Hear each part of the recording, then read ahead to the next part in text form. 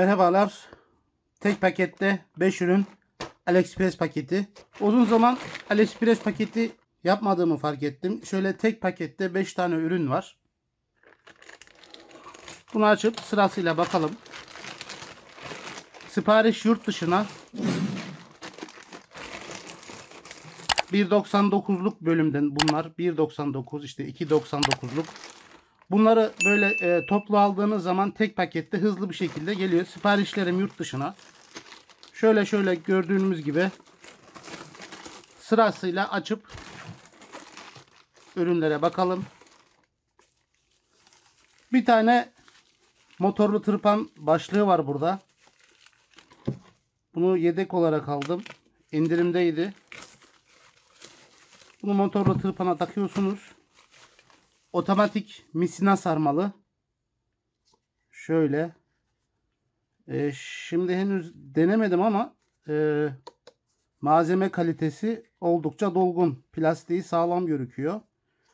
Bu otomatik sarmalı. Yani bunu içine misinayı sarmak için sökmenize gerek yok.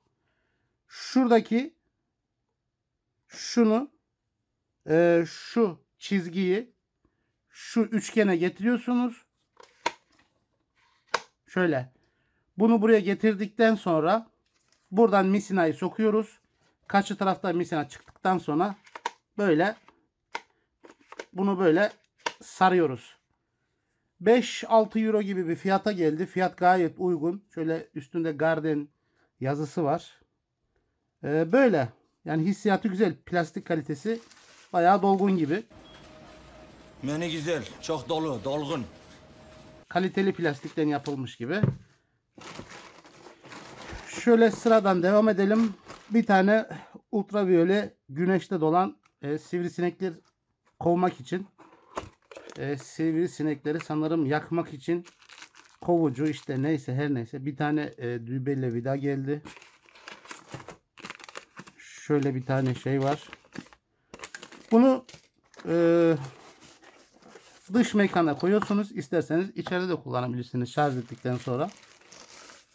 Şöyle buradan şarj oluyor. Buradan dedektörlü.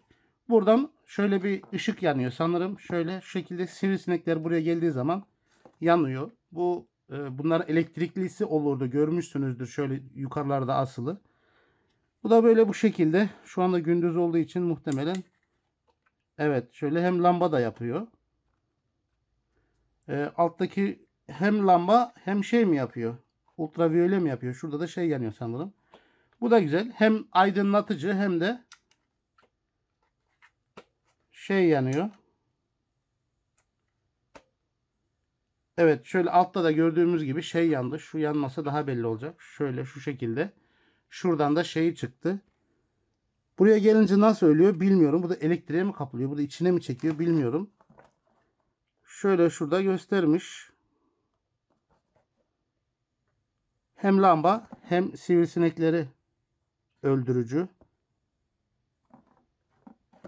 Bu da güzel. Bu da 3,5 euroya falan gelmişti. Evet. İçinde bir tane de 186 50 şarj edilebilir pil var. Normalde bu vidalı şemanın altında bulur ama bunu direkt böyle yapmışlar. Bu da güzel. Şöyle bu şekilde güneşte doluyor. Hem aydınlatıcı hem de evet şöyle sanırım modları var burada. Evet. Şu anda kapattık. Şu anda sadece ışık yandı. Bir tane daha basıyoruz. Alttaki ultraviyole ışığı da yanmış oldu.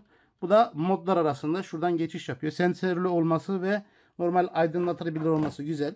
Yani normal lamba olarak da kullanabiliriz. 3-3,5 euro gibi bir fiyatı vardı. Şöyle bir tane kafa lambası var. Ben bundan daha önce almıştım. Hoşuma gitti. Fakat şu an nerede? Bulamadım. Belki birine mi verdim? Bir yere mi koydum? Bilmiyorum. Bu da şöyle. Küçük ama boyutuna göre oldukça güçlü aydınlatıyor diyebilirim. Bu da içinde dahili şarj edilebilir pil ve mikro USB'den dolmalı kablosu var. Şu şekilde. Şunu da kafanıza takıyorsunuz. Bu da bu şekilde. Bu da yine ucuzdu. Bilmiyorum kaça geldi. Burada da bir tane Topkapı'nın araç telefon tutucusu var. Bıçağımızı nereye koyduk? Evet. Topkapı'nın araç telefon tutucusu. Bu çok hoşuma gitti. Klima ısıtıcı ızgarasına takıp sıkıyorsunuz. Bu çok güzel. Diğerleri şurası tutmuyordu. Şöyle açılanlar iyi değil. Bunu böyle sıkıştırıyorsunuz. Böyle sert oluyor. Kıpırdama yapmıyor. Bu da yine Topkapı'nın. Şöyle telefonu koyup bastırıyorsunuz. Şuradan açıyorsunuz. Telefonu buraya koyduğunuz zaman direkt kapanıyor. Benim elim geldi. Şöyle şu şekilde telefonu şuraya koyup bastırdığınız zaman burası otomatik kapanıyor. Burası da basıp açıyorsunuz. Serbest bırakıyorsunuz. Bu da güzel. Burada da yine bir tane KCY'nin uygun fiyatlı ama fiyatına göre çok güzel bir kulaklığı var. Bunu kullanmaktayım. Bunu yedek olarak aldım. İndirimdeydi. Bu da yaklaşık 9-10 euro gibi bir fiyata geldi. KCY T17. Bu da fiyatına göre çok uygun. Gerçekten bu da fiyatına göre çok uygun. Eğer almak isteyen olursa bu fiyata, bu 20 euroya kadar çok güzel bir ürün. Yani ben bunu normalde 20 euroya alıyordum. 10 euroya indirimde görünce bir tane kaptım. Yedekte dursun dedim. Gerçekten çok güzel. Tavsiye ederim. Evet arkadaşlar.